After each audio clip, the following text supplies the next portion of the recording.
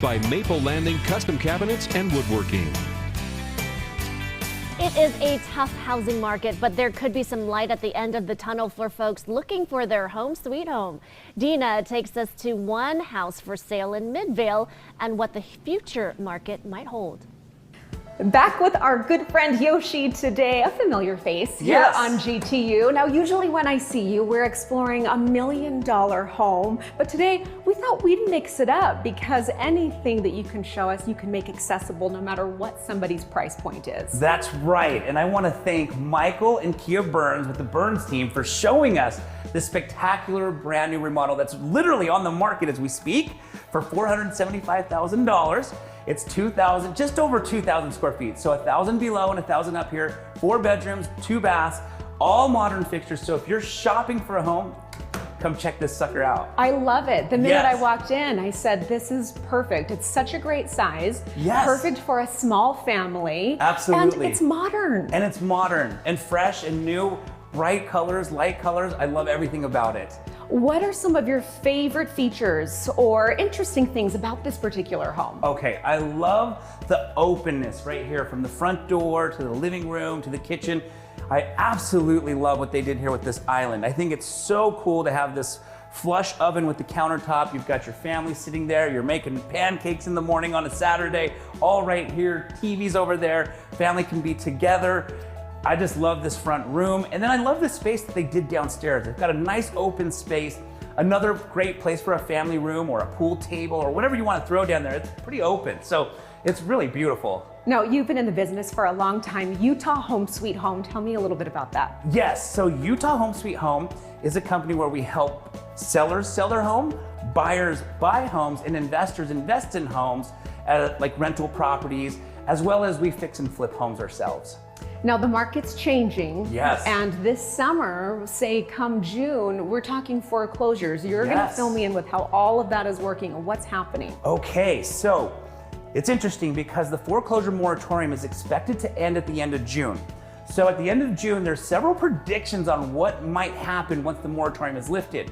The National Association of Realtors put out an article that shares that they believe once the moratorium is lifted, foreclosures are going to start to hit the market by the end of this year, which could create more inventory for buyers. Now, this could look like 2 different scenarios. Scenario 1 is a homeowner who's in default, sells their home before they're foreclosed on to avoid the foreclosure on their credit history. So that could be potential inventory that comes onto the market. This scenario number 2 is the person who's actually foreclosed on. Unfortunately, the bank takes the home away. The bank now owns the home, and at that point, the bank puts the house on the market. So by the end of this year, they're predicting there could be more inventory because right now there's so little inventory. So the foreclosures that may start to happen could obviously create inventory in 2 different scenarios. Now, I do want to share for anybody who's in maybe that default situation, they're a little behind on their mortgage payments, they have options. So what they need to know is they can reach out to their lender to see what kind of options they have available, or they could potentially sell it. The good news about selling today to avoid a foreclosure on your credit history is today we have equity. Back in 2008, we didn't have equity. So today you could actually have money in your pocket, which is better than losing your home with no money in your pocket. You know, knowledge is power, and learning what's changing, what's going to happen is so helpful.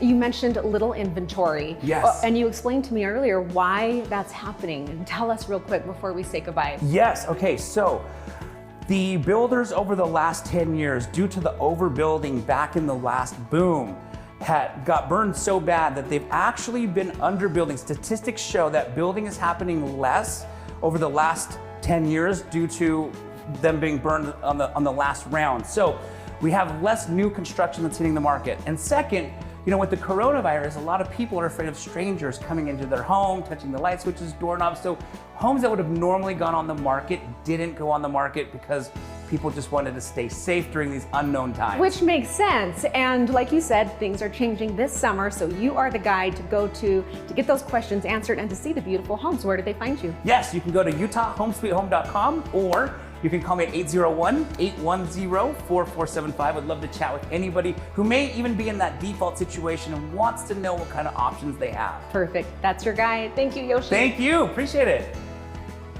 Thank you so much, Dina. Up next, alternative video gaming and why adults are jumping on board, Bry. And then next hour, bring the photo booth to you. We're taking out a traveling photo bus that can pull up right to your next party.